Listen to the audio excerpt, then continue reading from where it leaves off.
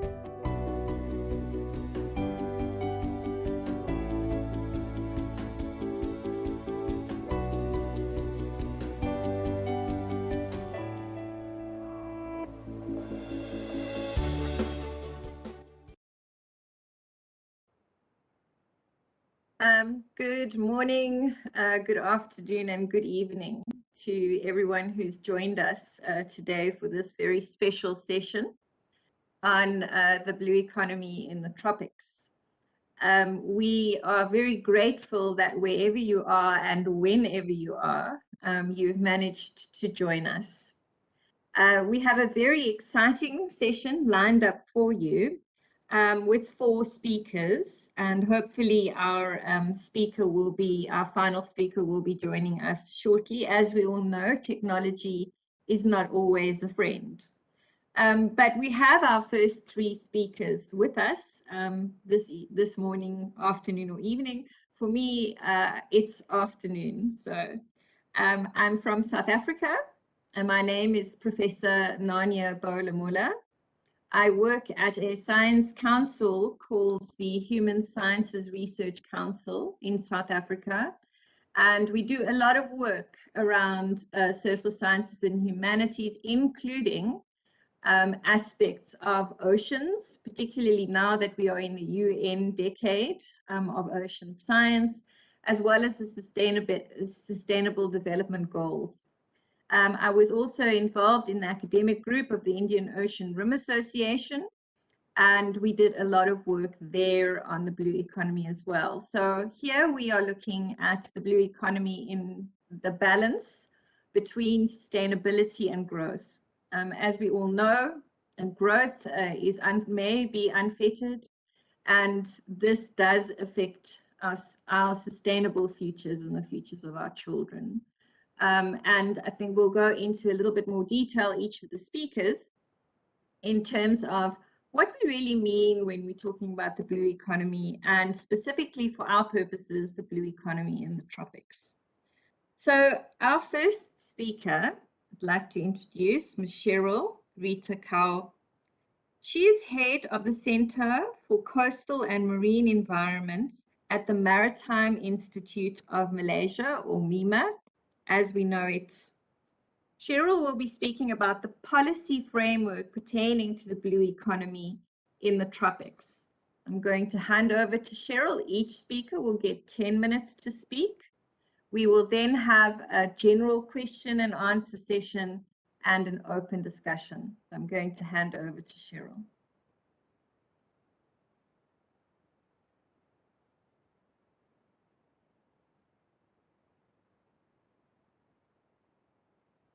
Thank you very much, Prof. Nania, for the kind introduction. And while we wait for the slides to come up, I'd just like to quickly thank the organizers as well for this opportunity to speak to you on this very important topic, blue economy, which is also a very topical subject area at the moment, including under policy discussions.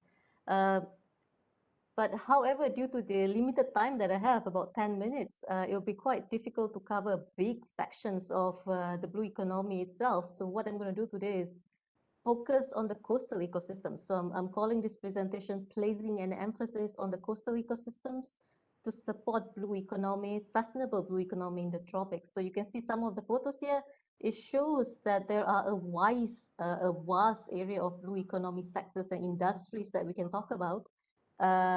But however, what I would like to focus briefly is on mangroves and seagrasses ecosystems in terms of how we can look in further depth as to using this to support further sustainable blue economies in the region. Next, please. Now, before I go into that, I think I have this opportunity to first introduce to you slightly on what exactly do we mean by blue economy and why is it such an important area at the moment? Why is everyone talking about blue economy and trying to address blue economy under SDGs, under the ocean decade, under climate change and so on? So it's definitely a very, very important area. But the reason being due to the vast economic sectors and also users that we have seen in the ocean areas now. Some of these areas would include shipping. For myself, coming from Malaysia, is definitely one of the key areas that we consider when we talk about blue economy. Also, the role in facilitating inter-regional and global trade. But at the same time, there are also other sectors that provide for food security and so on. For instance, living and non-living resources, including fisheries, aquaculture, and others. Besides that, the more typical sectors would be activities that are supported by blue economies, including marine transportation, shipbuilding, ship repair, port operation, tourism sectors, and many, many others. It also includes key infrastructures in these areas when we talk about blue economy, which includes coastal populations, definitely a very, very important area for coastal communities and so on, commerce and business centers, as well as various other economic regions along the coastal areas in all the countries in the region. These different sectors produces or generates economic multiplier effects. So they support, they're interlinked, they support each other, and that's how we look into blue economy as a whole. But we must not forget that when we talk about the tropics, or at least where we are currently positioned, I think the bounty coastal ecosystems are definitely something that we should pay a specific emphasis on. And that's something that I would like to cover in the next several minutes. Next, please. Now, in terms of state of play, when we talk about blue economy, I think it's important also to just highlight that one of the reasons why this is such an important area at the moment is because of the growing population itself. There are demand and more users in the sectors that we see now when we talk about oceans, ocean governance, and so on. At the same time, there are also economies developing in all these coastal areas. The maps that you can see at the bottom is pretty much shipping lanes, tourism, fisheries, areas located surrounding Malaysia itself. You see, it's enormous, and also the water bodies that surround us. I think we're blessed because we've got the different sea regions, Straits of Malacca, South China Sea, the Indian Ocean, the Sulu Sea, the Sulawesi Sea, and the list goes on, hence making it a very typical area for us to look into. And then when we talk about connectivity, globalization, trade interdependence among nations, so that's where this is gaining a lot of momentum. There's also growing global demand for living, non-living marine resources. And all these different discussions that we see when we talk about blue economy, it requires supportive policies. It requires the institutional, the regulatory framework as a platform to further develop blue economies in a sustainable manner. So hence, it's very, very crucial to look into the policies aspects and so on. Opportunities are a lot. However, there are also a lot of issues and challenges as well. Next, please. Okay, now this is quite a busy slide, but I think it's a very important slide for you to look into when we talk about blue economy. Pretty much there is at the moment, unfortunately, no single description of blue economy. So there are various definitions when we talk about blue economy. And I hope you can take a couple of minutes just to read the different definitions that we have. Now, there are definitions that has been coined by certain platforms, discussion platforms. There are also definitions that has been coined by regional platforms, intergovernmental platforms. Like the last two bullets actually talks about what Prof. Nania has mentioned. Indian Ocean Rim Association has got its own definition. The ASEAN platform has recently, very recently, in fact, this year, coined an understanding of what it means by blue economy and so on. So, but however, if you look into the words highlighted in blue, it actually highlights the key areas that we should focus on when we talk about blue economy. Sustainability, is ocean-based economic models, it's the environment, it's the sustainable use. And if you look at the ASEAN one, it actually states very clearly marine and coastal resources and ecosystems to support economic growth. So I think if that's what you can take away, that would be something that we should take when we talk about blue economy. Next, please. Now, if you can just keep pressing, there will be a couple of platforms coming up now. You'll see, yes, there'll be one more. Yes. So what I would like to highlight here is like when we talk about the regional, aspects and context of blue economy. In fact, all these different platforms has already began to talk about blue economy in terms of not just the technical sense, but also policy. What is required and so on. If you look in the yellow boxes, it actually entails the intergovernmental platforms, and the one in pinkish color, the BOBLME, is actually the Bay of Bengal Large Marine Ecosystem, and the CTICFF is the Coral Triangle region. But surrounding that, if you look at the coordinating body of the Seas of East Asia, as well as the Partnerships on Environmental Management of Seas of East Asia, COPSI, PAMSI, the Indian Ocean Rim, ASEAN, APEC, they're all talking about blue economy. So I think that there is a huge potential to discuss this and derive a common understanding and development. Next, please. Now, we've done some exercise. It's not that we're just beginning. We've done some exercise, and one of those, at least in this region, would be the regional state of the ocean and coast report that we've conducted, including for Malaysia and 9 or 10 other countries in this region under PAMSI. And what we've done is at least to derive the basic understanding, and we've separated the divisions into 3 main areas to discuss. One would be the ocean economy and ocean health. The second one would be what are the drivers that we're seeing further promoting blue economy development in the region. And the third one is actually opportunities for investment. And if you can go further, next, please. You'll see some figures. Now, this was an extensive exercise, but due to the limited time that I have, what I'll show you here is some of the countries that were involved, and you'll see the share of ocean economy to the GDP of these countries. Malaysia stood at about 23% on the baseline that we used for 2015. So I think it's about time that we update this data. And in terms of employment, again, if I can just point to Malaysia, was about 4%. But you look at some of the countries and you see the trends, at least to start on a basic understanding. Next, please. So this was the particular exercise to derive those figures. This one is particularly for Malaysia, and again, it's a summarized figure. We've done an extensive analysis of the data that we have, and we try to highlight what is the actual contributions that we're getting from the ocean sectors. Next, please. And of course, one of the main areas would also include the coastal ecosystems. Now, this is just a highlight to show Malaysian values in terms of tourism supported by coral reefs and so on. But now I'll quickly jump into the next component. Next, please. Now, we look at the coastal and marine ecosystem health, and some of these are not looking very promising when we talk about blue economy, and we see that coastal ecosystems are there to support some of these other activities that we're talking about, like living resources, as well as tourism activities and so on. You'll see for Malaysia, this is particularly for Malaysia, mangroves are pretty much in good condition, but they are going downwards, seagrass going downwards, coral reef are doing fair. So I think this is another component that has to be given a serious attention to. Next, please. Now, we're talking a lot about nature-based solutions, and that's where I'm actually linking coastal ecosystems when we talk about a blue economy, sustainable blue economy. You'll see it is actually looked into as a solution for infrastructure, for climatic investment, as well as smart infrastructures. And this has been extensively discussed by IUCN, and is definitely something that we can refer to. Next, please. Now, I'll quote Professor Nanya. In fact, one of the very recent publications, which was published under the Journal of Indian Ocean, where it has actually started to discuss blue carbon as an important component within blue economy itself because of the offers of economic, social, and environmental benefits there are. But not many countries are really looking into this specifically because of the lack of data and so on.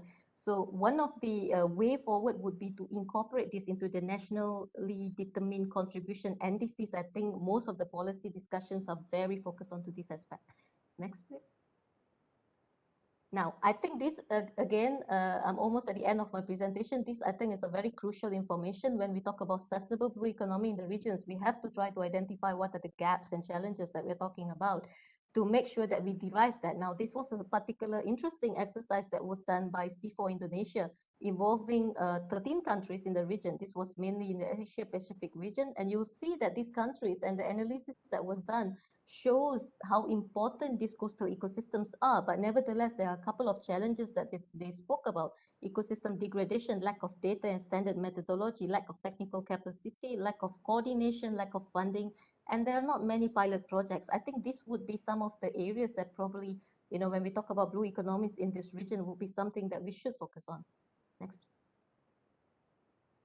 Now, moving forward, I think in this limited time, I've only covered one very small aspect of blue economy itself, but this is how I think countries should start looking at every bits and pieces within the whole framework of blue economy and try to protect. In this case, we need to look into protecting, restoring, and sustaining healthy coastal and marine ecosystems to support the blue economy objectives that we're talking about.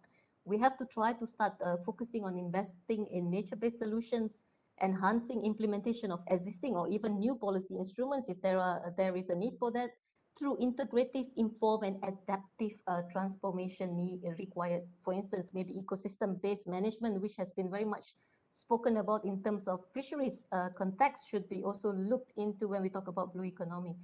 We cannot run away from coordinated actions that are required at various levels. I think Professor Nanya mentioned this: local level, national level, regional, as well as international context. We've seen in the presentation earlier, there are platforms already that we can actually utilize to move forward.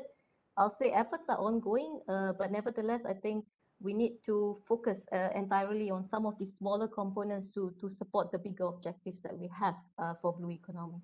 With that, I thank you very much for your attention. Thank you very much, Cheryl. I do think that we've started the presentation very well. We've started the session very well, in that we wanted to go from the more general, so in other words, what it really means, what this concept means and what it means for humanity, and then moving on to the more specific aspects of the blue economy and the sustainable blue economy in the tropics. And just to say that this is really relevant because I don't know how many of you know that 76% of the tropics consists of ocean. So ocean and water are essential to our well-being. Our next speaker is Prof. Melanie Austin. She's Professor of Ocean and Society at the University of Plymouth, and her presentation deals with coastal communities and the blue economy in the tropics. I'll hand over to you, Melanie. Thank you, Nanya, and thank you, Cheryl, for a nice kind of seeing into the needs of what the sustainable blue economy is all about. Next, please. So this work is dependent on a very large network of people in a project called Blue Communities and also in another project called NexAMS. Many slides have been provided by other people. This is not just my work, it's a massive work by many, many people. And hopefully with the next slide, you'll see why I think we need lots of people to work on the sustainable blue economy. Because really, if we want to be sustainable, we're not got to just think about the economy. We've also got to think about the social interactions and the environment interactions if we want to be sustainable. Next, please. And in the blue economy, we have to think in whole systems. So the example on the left is a slide of the UK going from catchment, from the upper levels of the land through to the sea, and they are intricately connected. So we have to think about the whole system, even when we think about the blue economy. And we also have to think about the different incomes that we get. And this just as an example, if we think about the terrestrial and the land and the sea, there are actually quite a lot of interconnections between the different aspects of both terrestrial and marine blue economy and blue economy. Next slide, please. So now let's move really into the tropics. And within blue communities, we have various ways of approaching aspects of the blue economy. And the first one I'm going to talk about is mapping and modeling ecosystem services. If we want to have a sustainable economy, we need to understand the potential of the different habitats to provide the ecosystem services. So here I'm talking about mangroves and seagrass, because it's a fundamental component of ecosystem services assessments. Next, please. So the ecosystem services are derived from natural capital assets, which are the habitats and the species. From these flow the services like nursery habitat, carbon burial, waste processing, from which we derive the benefits, which requires other capital like human capital, build capital, manufactured capital. Already we're starting to see that this is quite a complicated picture. It's not just the blue economy on its own, but it's very dependent on all the underlying assets and the flows. Next, please. So in blue communities, we've actually looked at the different tropical habitats, and for the first time, we've mapped all of the different, or as many ecosystem services as we could across different tropical habitats. So 18 ecosystem services mapped against the habitats that provide them, showing the importance of those habitats for the different services and the level of confidence about the information that we've put into this. Next, please. And the whole matrix looks like this. So we have the habitats on the left-hand side and the services that they deliver at the top. I'm not going to ask you to read the detail of this, but it's quite a comprehensive piece of work, and it's a resource that is now available to everybody. So how do we use this? Next slide, please. If we've got habitats and habitat maps, and in this case, the example is in the Philippines case study in Palawan, we've created a habitat map of a small area using things like ground truthing, but also remote sensing and surveys. We can map onto those different types of habitats what we would expect the ecosystem services would be. So we can create lots of maps of what we think the potential for the ecosystem services are in these different habitats and in these different locations. Next, please. However, the ecosystem services that are provided are going to be dependent on human activities, because the human activities can cause pressures that damage the habitats, and that can lead to degradation and habitat loss, which of course would affect the ecosystem services. Next, please. So in blue communities, we're trying to create an understanding of the main sources of risk to ecosystems, their habitats, the natural capital, but also the risk to the ecosystem services, because assessing the risks allows prioritization for management. So this is a work in progress, but just as an example, which I think we could probably all have guessed at, fisheries in the region are a key ecosystem service, but they're also a key threat because they damage the habitats upon which they're dependent, and because often we actually extract more than is available from the fisheries stock itself. So that's one way of looking at ecosystem services. If we move to the next way, or the next factor, I'm thinking in the future. We've been doing some quite complicated dynamic mathematical modeling of fish communities based on an understanding of how under different climate change scenarios, as well as under different fisheries exploitation scenarios, so a combination of all of these, how the biogeochemistry of the oceans might change and how that would affect the different fish populations that are currently really important in this area. And here we're going to focus specifically on Sabah in Malaysia, and some modeling between 2009 and 2099, so projecting into the future. The reduced emissions scenario is RCP 4.5, and the business as usual is RCP 8.5, so still expecting some climate change. Next slide, please. So if we look first at the pelagic resources, fish like jacks and mackerel and sardines, we can see that even under the best scenario of climate change, the positive one, we can see that things get worse for quite a long time. But with controlled fishing, potentially the stocks do recover sometime around the late 2050s to stocks that actually look a lot better. However, under the worst climate change scenario, the one on the right-hand side, the stocks continue to decline. There is no recovery under whatever fishing scenario. That looks bad enough, but then when you look at the demersal resources, no matter what we do for climate change, it's looking like the projections are that demersal resources are going to decline. Either way you look at it, whatever fishing level you have on there, they're going to decline. Now that's obviously very worrying. It needs a bit more validation, but it's a good sort of indicator of where we might be going.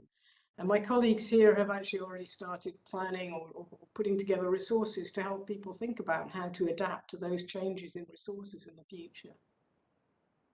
So that's quite sobering. Next slide, please.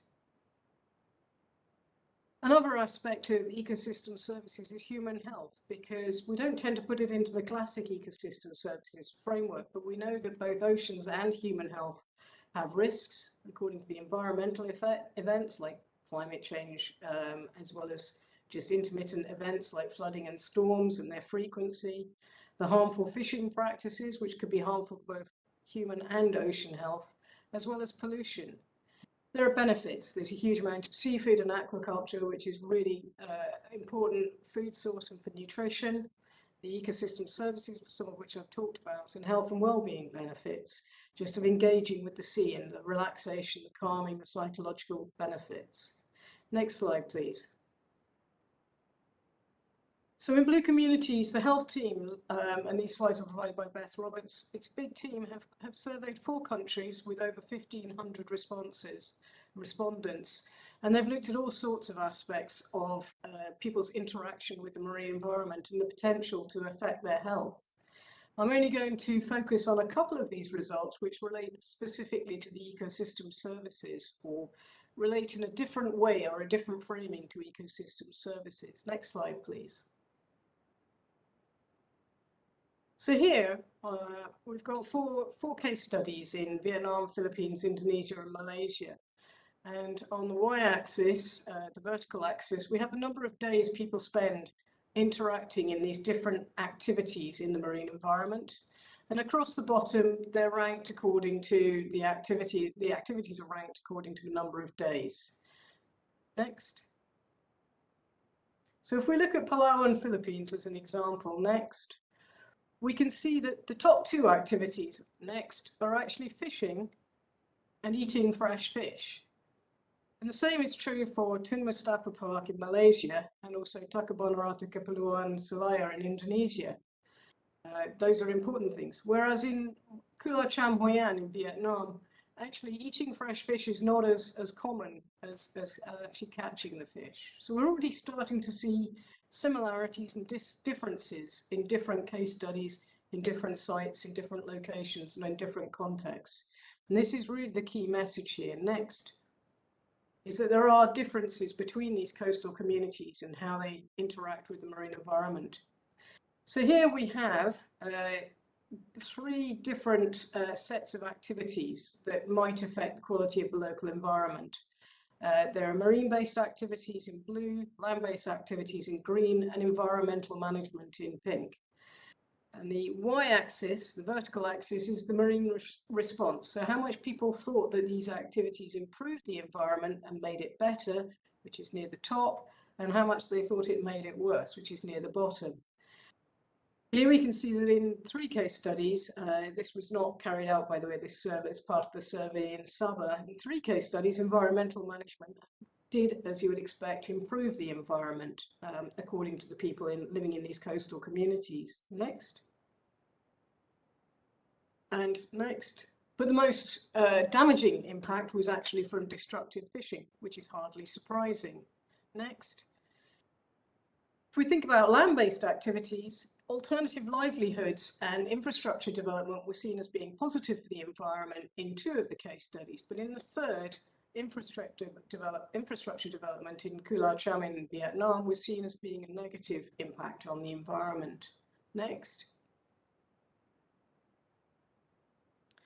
Activities like aquaculture, live fish trade, and gleaning were viewed as being quite positive for the environment in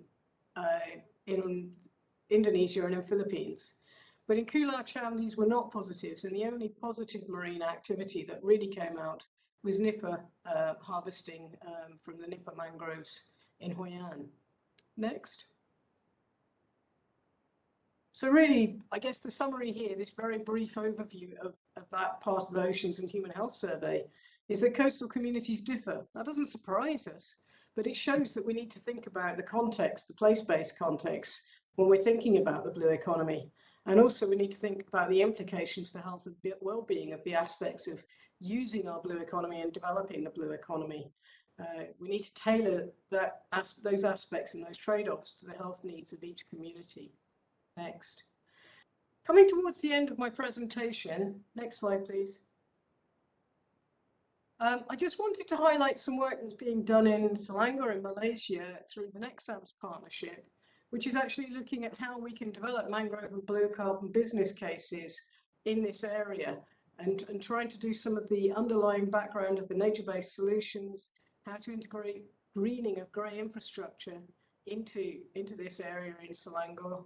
And thinking about blue carbon more generally, but with very much a business slant on, trying to bring businesses into thinking about how they could use mangroves as part of their environment, social and governance programs. Next slide, please. So my final slide shows some of the projects that go on in this big project called Blue Communities. There are over 100 researchers in this project. And we've got 9 sub-projects, or 12 sub-projects. I show some of them here, which go from human health to governance, to ecosystem service trade-offs, to future scenarios, Earth observation, evidence synthesis. It's a very big program. And initially, all of these single projects looked like sort of siloed projects. But in reality, as the program has developed, people have realized the added value of actually looking at these combined ways and these combined perspectives on the blue economy, and thinking in a much more whole system approach. And I think that's my real take-home message, is if we want to look at the blue economy and we want it to be sustainable and lasting and really beneficial, we do need to take a whole system, integrative, interdisciplinary and actually transdisciplinary approach. Because I should add that all of our coastal community partners in Southeast Asia have worked really closely with their coastal communities to gather this evidence and to gather this information and to communicate and exchange knowledge with them. Thank you very much for listening to me. Thank you very much, Prof. Melanie. I must say that there was a lot of data in that presentation, and it was extremely informative. And what is interesting, it links up with issues like the One Health approach, where we look at everything holistically when we consider the well-being of both the planet and people, and of course animals that inhabit this planet along with us. So thank you very much for that. Our third speaker has a beautiful name, Professor Flower Msuya. and she's chairperson and facilitator of the Zanzibar Seaweed Cluster Initiative called ZASCI.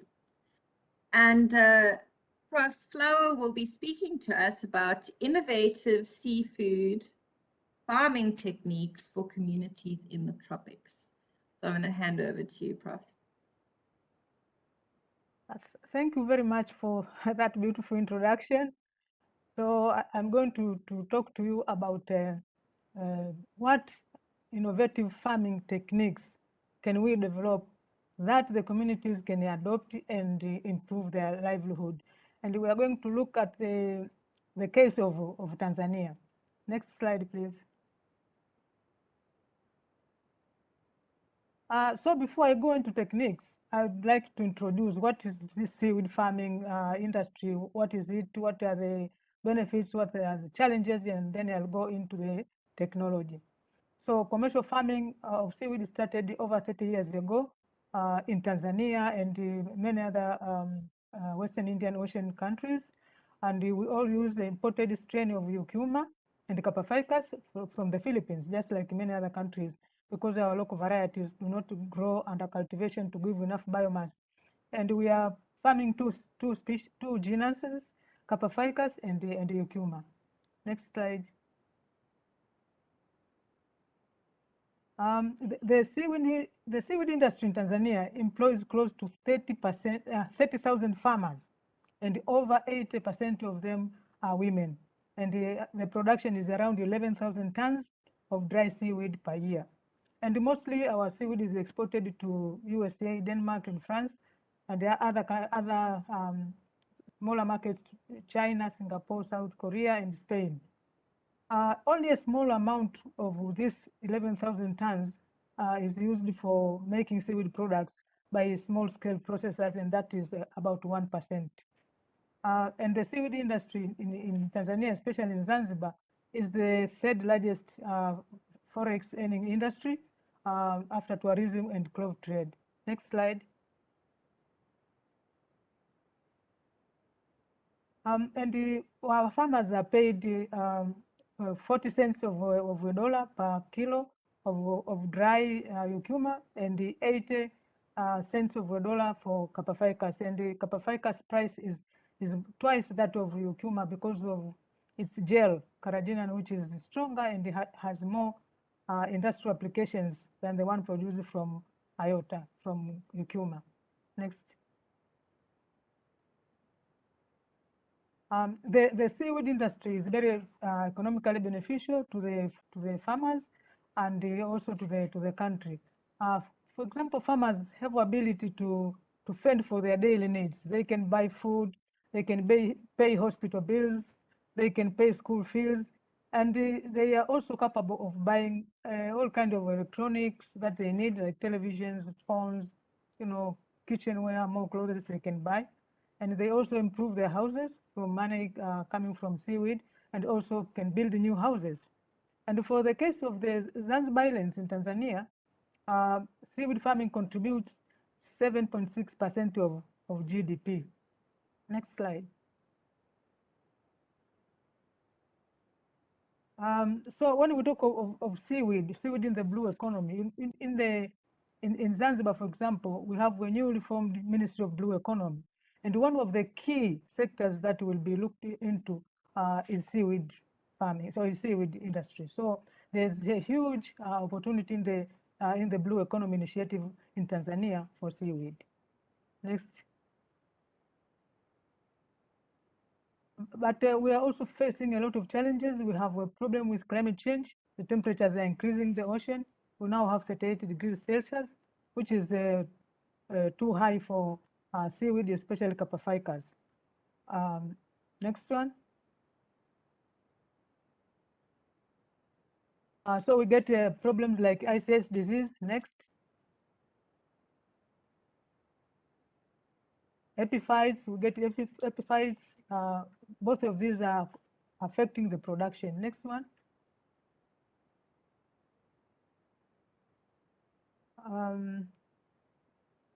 Next slide, please. I can't see it. Yes, so all these cause decline of the seaweed production. The last slide here shows the decline in seaweed production. For example, in 2017 we had 2015 we had 17,000 tons, but up to 2020 we have only 10,000 tons. So it is declining because of these challenges. So that's when we went into looking for innovative farming technologies, technologies that are simple enough for the community to adopt and then continue producing the seaweed. Next.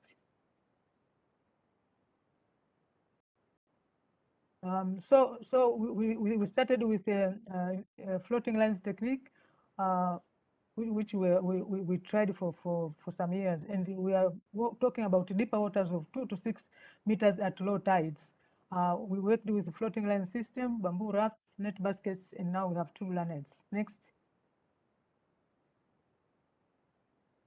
In the deep water floating line system, we found results that first of all, this system uses only nylon ropes, so there's no cutting trees for poles or pegs.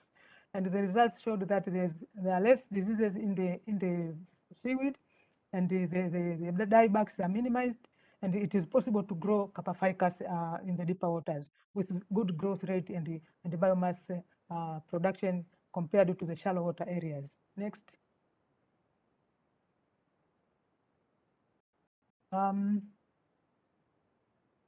Next slide. Okay, and the bamboo rafts, we also used bamboo to make rafts that also show similar results of good growth rate, not only in Tanzania, but in all neighboring countries as well. Next.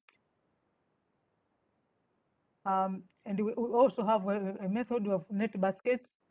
Fishing nets are cut into baskets and the seaweed is placed inside. And also here we see very good growth and the ability to farm the Capaphycus. Next one. But we see that the sea is rough, so because the seaweed is placed in ropes, it breaks off. So we came up with a next slide, another technique which is called tubular nets, and this one is used actually in Brazil, and we adopted it to our environment in Zanzibar, in Tanzania, and in the Western Indian Ocean region. Next. So with the tubular nets, we train the farmers, especially women, to cut the fishing nets and make it tubular nets. Next one. So in tubular nets, seaweed is placed inside the nets. So with good growth rate, but also the seaweed does not break much. So the breakage of the seaweed is minimized by using tubular nets. Next slide. And under the tubular nets and the floating systems, we train the farmers to assemble, the women especially, to assemble basket traps and place them under the tubular nets and floating systems. So, for example, if they collect fish every 2 days, for example, this month in Pemba, they collected 47 kilos of fish in one harvest season. Next one. So what are these techniques to these communities and their contribution to blue economy and sustainability? So we see that with technology development, our people everywhere, not only in Tanzania or Western Indian Ocean, even in other countries, they have an ability to use the vast deep ocean space. You know, in blue economy, especially in Tanzania, we are focusing on the space, the deep water area, the sea there, and it's for aquaculture of seaweed and the fish and the other organisms. So technology development helps our people to use the deep water area under blue economy to cultivate seaweed and the other aquaculture products for livelihood development. And here we see that the technology, the techniques also allow for higher biomass production of seaweed. They minimize the breakage of seaweed. In the case of tubular nets, there's the ability to cultivate the higher value seaweed. For example, in Pemba recently, in one growth cycle, communities were able to harvest 1 ton of wet Capaphycus. So this is very good for them. They have higher income, they are more confident, they are happier. So we say that developing techniques, especially to use in the tropics, will make the community sustainable. The farmers will be resilient, and the community will be sustainability and take this opportunity in the blue economy. And of course, we need more techniques. These are just a few of them, but we need to develop more because they depend on the production side that the communities are using. Next slide. That is all from me, and thank you very much for your attention. Thank you so much, Prof. Again, I mean, you can see the multidimensional nature of this particular topic, the blue economy and sustainability in the tropics. And this is one example of what's happening in Zanzibar. But something that really came through in this presentation was the role of women. So women are very involved in the blue economy and they benefit from the blue economy, but not always in the ways that they should. And so we should really pay attention, in particular in coastal and rural areas, to the plight of women and to see how we can get women involved in conservation. We can get women involved in job creation, which is sustainable. So thank you very much for that. Our final speaker for the day, and for those of you who joined us, please do feel free to pose questions in the chat box so that we can also handle that towards the end of the session. Our fourth speaker is Dr. Hendrik Oosterblom. Very glad that you're able to join us. Technology was kind at the end of the day.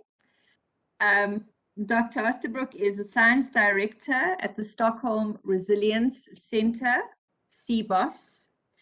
And he will be talking about something we haven't spoken about yet, and that is the private sector. The title of his paper is Working with the Private Sector Towards Sustainable Seafood Production and a Healthy Ocean. Once again, the balance that we are seeking. Over to you. Thanks so much, and a real pleasure to be here, and hope that you are still able to listen to one more presentation before we get into the the conversations. So I will talk a little bit about the private sector, and I thought I will start perhaps with some general context, because the main questions that I have is, are we addressing these global sustainability challenges at the scales and the speeds that are necessary to meet the Sustainable Development Goals? So if I can have the next slide, please. So I'm sure most of you are aware of this, but the ocean system as a whole truly provides food for billions. It takes up a substantial amount of the excess heat in the climate system, produce oxygen for animals and humans around the world. And it also, of course, covers a major proportion of the Earth's surface. So next slide, please. So, of course, what we are seeing and have seen increasingly clear over the last few years is that we are really in the Anthropocene now. We are in the age of humans, where the activities of our companies and our individual acts is really shaping the entire planet at unprecedented scale. And that means that despite the fact that the ocean is so large, we're still able to change the entire dynamics of this enormous system. Human activities has made the ocean warmer and more acidic, with rising sea levels, shifting currents, declining populations, pollution of some of the foods that we need, with both toxins and plastics and much else, and with an expansion of dead zones. So we are, as a species, fundamentally altering this enormous system of the planet. Next slide, please. So the Anthropocene is perhaps difficult to comprehend because of its fundamental impact on everything, everywhere. But this slide tries to illustrate what a pre-Anthropocene with limited and primarily local impacts of human activities on the left side slide is compared to the Anthropocene, where you have major and completely intertwined and large-scale impacts of a diverse human activities everywhere in all ecosystems everywhere. And at the bottom here, you can see a number of relatively new sectors that are increasingly influencing ocean ecosystems and economies all around the world. Next slide, please. So if you look at the development of many ocean-related products, regardless of where you look, you can see a major acceleration of ocean-related activities. If it's from the left to the right, the top hand of this graph, wild catcher fisheries, aquaculture production, oil exploration, gas extraction, minerals extraction, sand, water, marine genetic resources, wind, cables, shipping, tourism. Whatever sector you look at, you see a major increase in the scope and scale of these sectors. And of course, many of these industries are driven by companies in the global north, but a lot of the impacts are felt in countries in the global south, including in the tropics. Next slide, please. So what we wanted to ask as scientists, being quite worried about the developments already that has happened and the developments that are likely to happen as this result of this rapid acceleration, was to ask, who is it then that can shape the future? Who is it that is responsible for these accelerating trends? Next slide, please. So what we did was we spent 2 years looking at the global seafood industry, and this graph illustrates the 160 largest seafood companies in the world by revenue. And what we wanted to do was to look at the top 10% of this group to understand how big then are these biggest companies, how much are they producing, from what ecosystems, and what powers do they have to shape the entire future direction of the seafood sector. Here you see a number of company names that are in this top, and we want to know a bit more of what they were producing and from where. Next slide, please. So this is a summary of that scientific exploration. Basically, what we found that these 13 companies in the top of the revenue curve produce between 11 to 15% or 16 of the global catches, if you look at the total. And if you looked at individual segments of seafood production, these 13 companies were producing up to 40% of the global catch. So this graph illustrates some of the major fisheries in blue and aquaculture, in orange and meal and oil production, segments of seafood in purple. And you can see that the number of companies in parentheses, they're all part of this group of 13 companies. So wherever we looked, the same companies come up again and again and seem to have a disproportionate role in really influencing the ecosystems all over the world. Next slide, please. So we did not want to stop with the scientific assessment, but rather we use it as a starting point for conversations with companies and use this scientific information to have gather a meeting with 8 of the CEOs of these largest seafood companies. 2 more joined later, and they agreed that they wanted to work together with each other and with science to think about the sustainability challenges and to work together to try to address the challenges and provide leadership in sustainability for the ocean. We were surprised about their engagement, and we were also a bit skeptical of to what extent they were actually serious about this. But they said that they wanted to build this coalition, Seafood Business for Ocean Stewardship, and they wanted to stimulate transformative change towards ocean stewardship. This is back in 2016. If I can have the next slide, please. So what we have been doing then is in 2016, the companies made a lot of big promises. And since then, we have been addressing those in a number of different task forces where scientists and business representatives work together to develop operational activities and time-bound goals to really do something tangible about these sustainability challenges. So this work has progressed since then. And if I can have the next slide, please. So what we have seen is that last year, all these companies made a number of really bold promises when it comes to illegal fishing, labor abuse, antibiotics use, climate change, plastic pollution, and endangered species. And by this year, only 2 weeks ago, the company started to deliver some real tangible results on these promises. So what we have seen is that companies are willing and able to deliver results in relation to sustainability. They want to listen to science, and they are capable of producing tangible results, which was a bit surprising to us, that the level of ambition seems to be quite serious. And what we have found that this coalition, CBOS, really engages companies and creates lots of new knowledge, but also co-design action. It has resulted in changes in corporate behavior among all these major commitments that the companies made back in 2016. It's taking a lot of work, but it's actually really surprising the extent that they are willing to change. But of course, transformative change and really engaging in a blue economy in a sustainable way, it's not sufficient that a small number of companies want to engage in change. It requires other changes.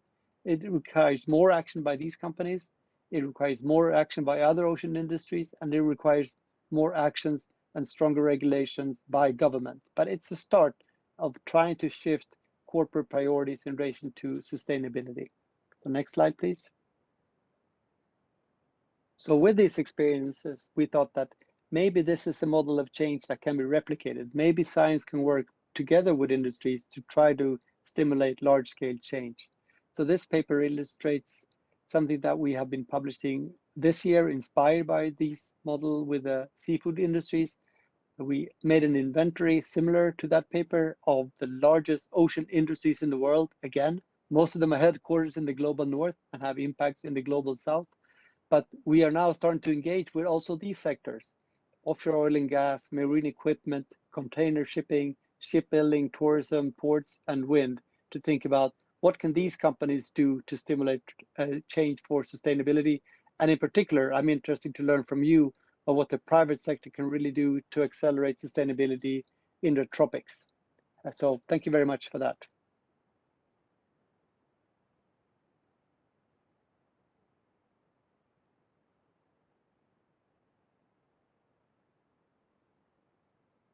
Sorry about that. I was muted. Thank you so much. Your timing is impeccable, as I was saying when I was muted. And we have some time now for question and answer session. What I just thought was really remarkable about Hendrik's presentation was that the private sector is willing to come to the party, so to speak. And so governments have kind of committed, in terms of what Paris agreements and whatever the United Nations is doing. We very, very seldom hear about the private sector actually being concerned about what their businesses do to the environment. So very, very interesting insight there. I think actually all the presentations had interesting insights. And so I just want to ask the panel a question before we hand over to the Q&A chat. And the question is very simple. Each one of you have spoken about a very important element of the blue economy and sustainability. So clearly these conversations in the tropics are essential. And that's really one of the points of this fantastic conference, is that we want to leave here with something concrete. We don't want to leave here having said we listened to an interesting presentation and we asked a few questions. We want to leave here with something concrete to move forward. And so I want to ask each of you, in the order that you presented, clearly collaboration is important. How do you think collaboration could happen in the tropics? What kind of mechanisms, existing mechanisms that you know of, that could be operating within the tropics, as well as new mechanisms that we can create to ensure that these conversations are driven forward and that it's not only policy and research discussions, but this goes into the future, because really this topic is about the future. So you have a minute or two, please, no more than that, because we do want the audience questions to be asked as well, starting with Cheryl. Thank you very much, Prof. Nanya, for the very pertinent question, I must say. it is the fundamental, area that we need to try to look into when we talk about trying to create sustainable blue economies in the tropics. But from my perspective, as what I've seen over the last several years, at least the last 5 years, I think discussions on trying to better understand blue economy, trying to create this cooperation between countries, and trying to benchmark with one another in terms of moving in the right direction has grown quite systematically, I would think. Maybe a couple of years ago, when we first started mentioning blue economy, I think people just understood from their own way of trying to interpret. It was pretty much more often than not looking into the dollars and cents that you can actually derive from economic activities. It was not so much on conservation or nature-based solutions and why is it important to preserve certain ecosystems and the fisheries and so on. It was more in terms of fisheries, how much do we derive out of the oceans, shipping, oil and gas, and those kind of discussions, which I've personally looked into. But I think increasingly now there are platforms available where, in one of the slides I mentioned, still up to date, we don't have a common definition. And oftentimes it creates a bit of a, uncomfort situation because if you don't have a definition, then you can move in any angle, right? Any direction. You have to at least have an understanding at the different levels as to what is it exactly that you're talking about.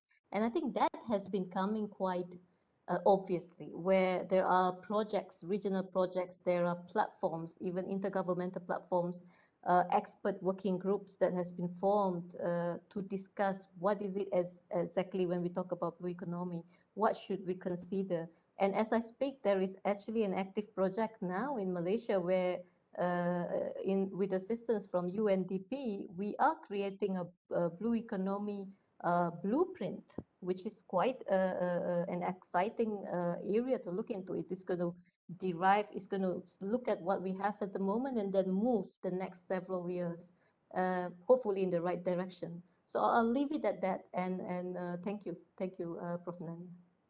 Thank you very much. It is a problem that we don't all have one mind, one understanding of the blue economy. But I'd like to hear from you, Melanie. Thanks, Nani. That's it's a really interesting question, and coming from somebody who's had the privilege, and I really do use that word, the privilege of working with so many scientists across Southeast Asia, but also across the UK, to bring a partnership of scientists together. I think this sort of way of moving forward of these large partnerships is really important, not only to provide sort of information and understanding that's needed to underpin the sustainable blue economy, but also to grow the capability of people who actually, one thing they do really well, and they've certainly taught us in the UK, is how to interact with the different sectors, the different stakeholders, and the different coastal communities. Very, very rich capability there. So it's been a real mutual two-way learning, which has been fantastic. So obviously, I want to see more and more of that. How to facilitate it, I don't know. So our case studies were done through Man and Biosphere, UNESCO Man and Biosphere reserves, 3 of them, and one was a very large submarine park, Tun Mustafa Marine Park, was a very huge MPA. So it's finding the locations and finding the connections. So the UNESCO Biosphere Reserves made a wonderful connection, and I would love to see that kind of approach promoted across different tropical regions. I think the other thing I would say is that Blue Communities was funded by the UK, and the partners put in some of their own funding, but it was modelled very much on the EU style of funding large collaborations collectively to work together. And I would love to see more sort of consideration of regional funding to bring countries together, because for many of our partners, it was the first time that they'd worked internationally, not just sort of bilateral, but with the UK, but actually multilaterally across different countries in academic research. And I think for them that was a huge benefit to be able to do that, to compare and contrast their case studies, the things that they've learned together, and to bring that understanding together and find the commonalities, but also the differences, as we've pointed out. So I think this partnership approach in academia is really important. and partnership to bring academics who actually really value working with the sectors, with the stakeholders, massively important. The only third bit I would add is the youth. And again, many of our partners have been fantastic at connecting their research and their understanding with the youth who have to develop better ways of running the blue economy in the future. And I think that's also a really key point to bring into here, is that the collaboration needs to include the youth, children, young people into the whole framework as well. So I'll leave it there. Thank you very much. Thank you so much. You made me think about us looking at other regions and what kind of mechanisms they have for academic collaboration. I mean, I know from the Indian Ocean Rim Association, there's a special fund, and academics can apply also for these sort of large-scale projects in the region. And one of the topics that is very much popular at the moment, one wouldn't want to really call it popular, relevant, is the blue economy. So it's something worth considering for the tropics, I think, and seeing, you know, who could drive this, for example. Flower, could I have your views on this? Okay, yeah, thank you. That is really an interesting question, yes, because I say that I agree that collaboration is the way forward, because if you see many of the groups of scientists, practitioners, whoever who have worked together, they have achieved more than those who are working in isolation. In the case of the, for example, in the tropics or in the Western Indian Ocean, in all kinds of regions, we have examples of projects or programs that have worked quite well through collaboration. And for example, now we have a Global Seaweed Star project. The Global Seaweed Star project, which is ending in December, but you can have a chance to to hear some results tomorrow, some of you.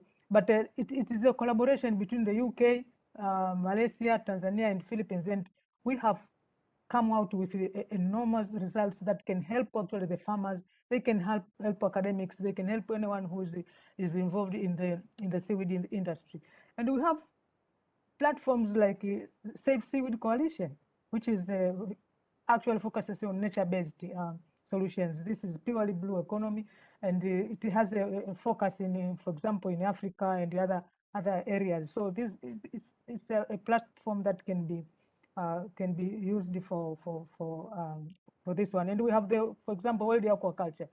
We have African chapter or other chapters from other places. All these are platforms that the people can use actually to come together and to do their work in collaboration. So it is very, very important to have collaboration among the stakeholders, whether it is academics or practitioners.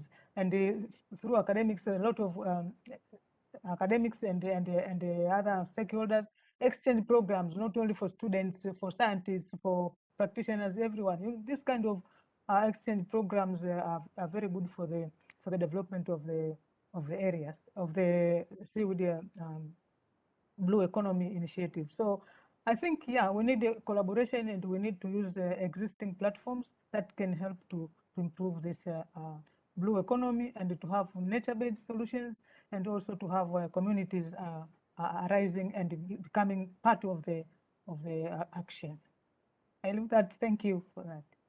Thank you so much. And the whole issue of communities being part of it, and the youth, as previously stated, are so important. And we come from the same continent, Flower, and tomorrow we're going to have a presentation that focuses on Africa.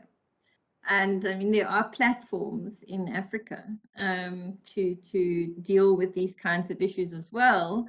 And they can be utilized quite effectively, I think. Even the AU Commission has placed an emphasis on women in maritime sector, but with a blue economy focus. So all of these things are very interesting, but also usable. So yeah, the platforms that have been mentioned and the ability to collaborate, all of you have proven that you collaborate in these areas. So Hendrik, you have the final word. Yeah, thanks so much. I think to me, this is fundamentally a question of what is the role of science in society. I work at a Swedish public university and I'm supposed to publish paper, write grant applications and teach students. I'm not supposed to run around and talk to seafood CEOs and especially not with, big evil corporations. So I think what's fundamentally needed here is a willingness of institutions to take risks and a willingness of funders to invest in projects that are a bit uncomfortable and strange. But when I talk to my scientific colleagues, mostly younger colleagues, they are really keen in being part of shaping change. And when I talk to industry representatives, they want science to help guide their activities and make priorities to them. In our project, we regard this as an experiment, something that we're monitoring, we're funded independently. So what's required is really that institutions and funders realize that scientists needs to and can do a lot more than write papers, and they can play an active role in shaping change in society. But that's a fundamental change for many scientific institutions that I think we need to continue to push if we're supposed to reach the Sustainable Development Goals in time. Thanks. Yeah, that's an important point that you make. I mean, I think COVID has set us back quite substantially when it comes to the Sustainable Development Goals, and so getting scientists to, out of their ivory towers and into the science and society space is even more important than it's ever been before. And it is something that we do in South Africa. We encourage scientists and researchers and academics at universities as well as at research councils to actually engage, to make a difference. And one would hope that it's like that across the world. Because we can make a difference, and I think we do to a large extent make a difference as scientists and as people who provide evidence to policymakers. So in your instance, for example, I mean, you're working with the private sector, but you can take that to governments and say, well, look what we can achieve under these difficult circumstances. Have you thought about working together, public-private partnerships and things like that, that may not have been seen as possible, could very much be possible now, because often governments, the public and private sectors, they don't talk to one another. So we could be the bridge as scholars between the public and the private sectors as well, because we're far more objective in the way that we do things, and we're fact-based in the way that we do things. So even though we have quite a large number of people who've joined us, I am not seeing any further questions in the chat or the Q&A section. I may have missed it. No, I'm looking again. No, I'm not seeing anything in the Q&A section. Let me just take a look at the chat, make sure I haven't missed anything there. No, there are no further questions. And so I just want to, we don't have much time left anyway, and I think that a lot of what has happened in this session has been very thought-provoking.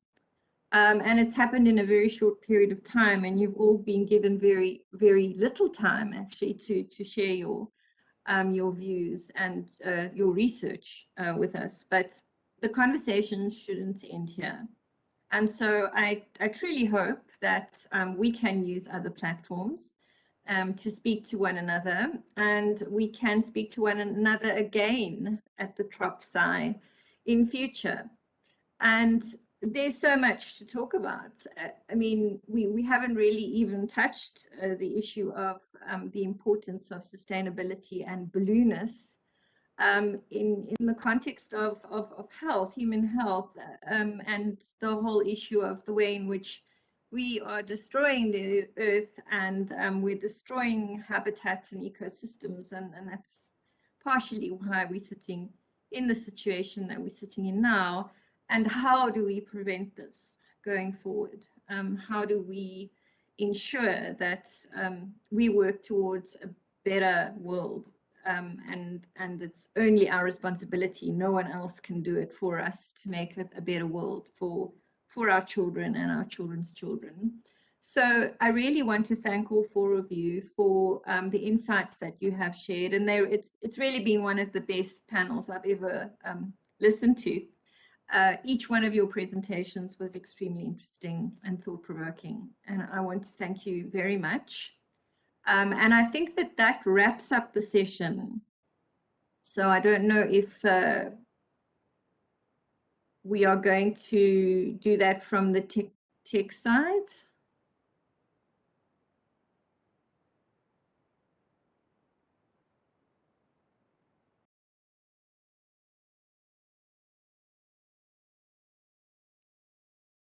Organizers for this, and yeah, that's pretty much all I can say for now, other than I hope to see you tomorrow at the session dealing with Africa in particular, and as well as the wrap-up session where we look at the communique, and some of the things that we have spoken about in this session are going to come up in the communique as well. So we are making a difference, and we are contributing to something very important. And I hope that the organizers feel the same way, that our contributions have been valuable.